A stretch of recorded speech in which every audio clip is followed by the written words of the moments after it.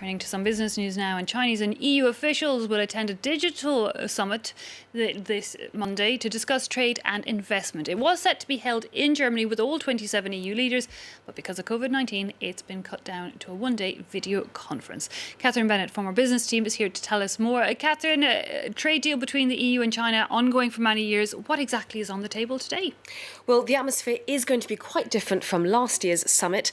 Last year, the EU was China's largest trading partner, with the two exchanging 1.5 billion euros every day.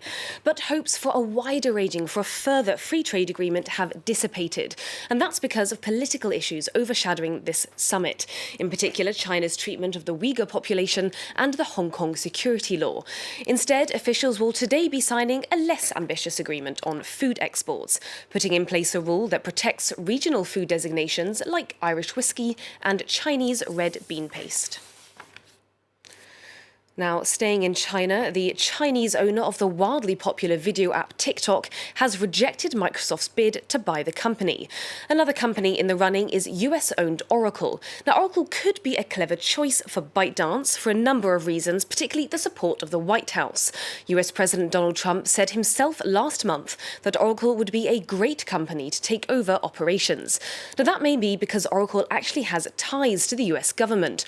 Oracle's CEO, Safra Catz, was a member of Trump's transition team, and Larry Ellison, the company's chairman, is one of the tech world's few outspoken supporters of Trump. But the deal is on rocky ground after an 11th hour announcement from the Chinese government. Catherine Viet has the latest. After weeks of negotiations and 11th hour rejection, Microsoft now out of the running to acquire TikTok's U.S. operations. A decision the tech giant regrets. ByteDance let us know today they would not be selling TikTok's U.S. operations to Microsoft.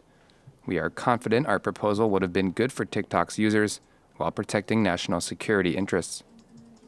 National security, that's the reason for the sale, as U.S. President Donald Trump believes the TikTok app is being used to spy on American users by the Chinese government. Claims dismissed by the company.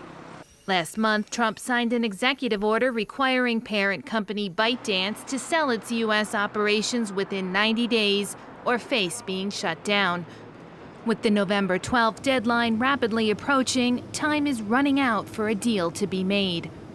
Chinese state television reporting TikTok won't be giving its source code to any potential U.S. buyer, nor will it sell to Oracle.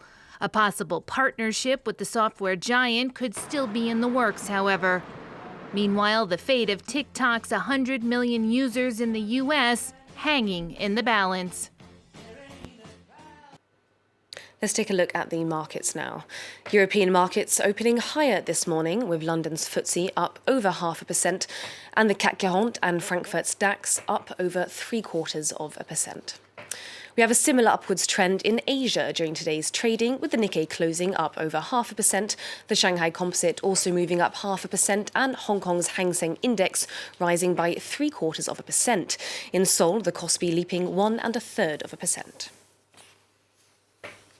The American graphics chip company Nvidia is buying up the UK's computer chip designer ARM Holdings in a $40 billion deal. This deal could shake up the semiconductor industry.